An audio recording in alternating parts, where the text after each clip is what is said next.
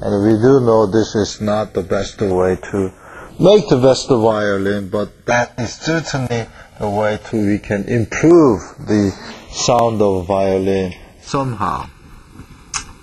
Right? Okay, same things happen. For example, in thermodynamics.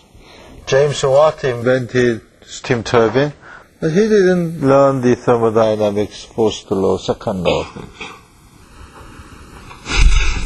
After he invented the steam turbine, the physicist and the engineer found that, oh, there is a law that governs the steam turbine. And then using that law, we improved the steam turbine and we invented the other steam engine or engines.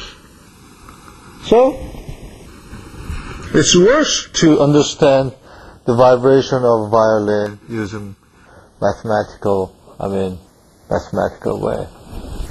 Okay? So, don't be disappointed. Don't be regarding me as one of stranger. Okay? So,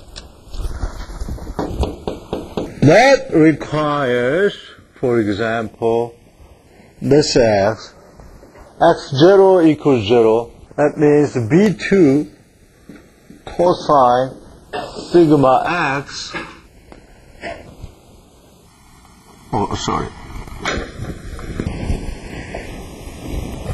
And x equals 0, the B2 equals 0, then therefore B2 equals 0. Right? And B1 sine sigma L has to be 0. And of course B1 can be 0, but that is, if B2 is 0 and B1 is 0, that is obviously the solution, but we don't have interest, right? Of course, maybe you have interest. But I don't have interest. Therefore, the sigma L has to be n pi, and n can be 1, 2, 3, any integer. Therefore, the sigma has to be n pi over L, and that is interesting because that means that the harp will vibrate with sine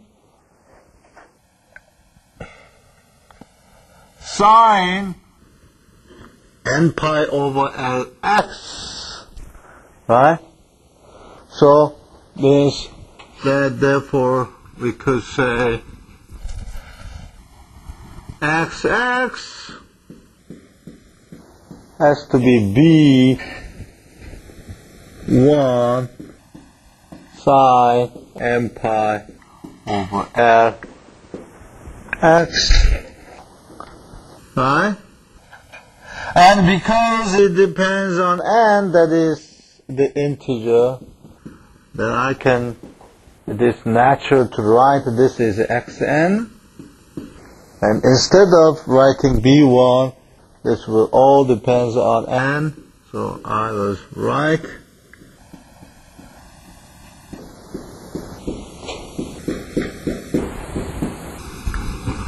Okay, now, how does it look like? This one look like, first one, this is the length L. When n equal 1, that is a sine pi over Lx. Okay, sine pi over Lx. Let's draw this. When x equals 0, that is 0. When x equals L over 2, that is sine pi over 2, that is 0. What is pi over 2? Sine pi over 2. 1? Are you sure? Pi over 2. 1? Ah, okay. So unanimous agreement. So it look like this. And sine 2 pi over Lx. It looks like this. And the other one, it looks like this. Okay, sine 3 pi x. Okay, that's interesting, right? And means that this one has a sigma n, right? And that is n pi over L.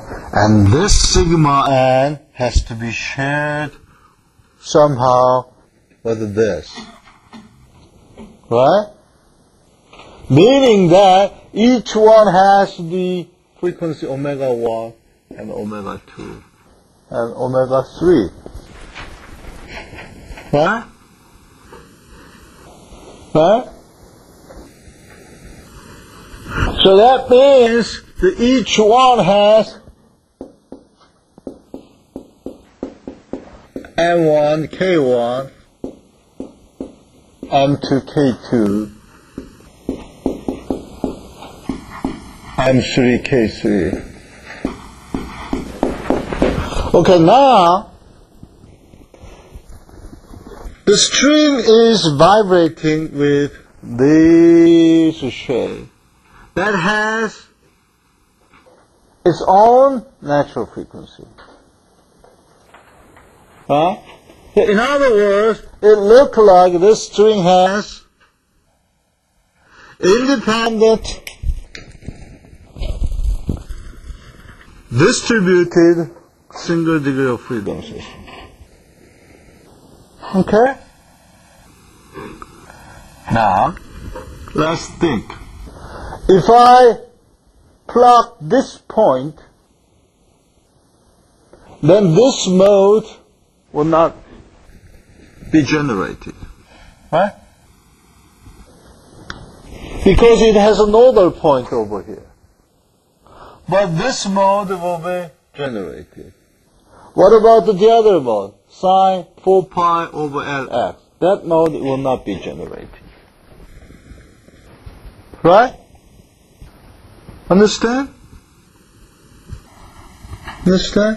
If I plug this point,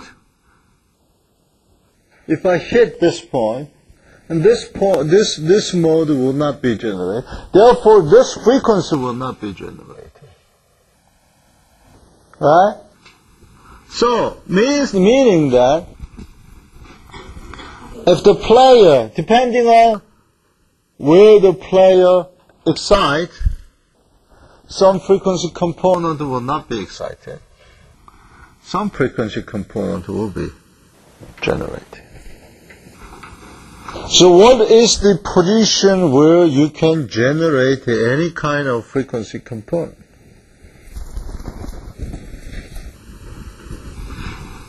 That is somewhere over here or over here. Right? Because in this region there's no possibility to have a nodal point. Right? So in fact, when you see the violin player, they change the position of excitation. Right? And by changing the position of excitation, we have a different impression. Because the changing the position of excitation would produce different omega 1, omega 2, omega 3 combination. But note that the musician does not solve the differential equation and determining the position, right? Okay, I have to excite this because when I solve the differential equation, right? Instead of doing that, what they are doing is they keep exercising. And here, what he can generate, right?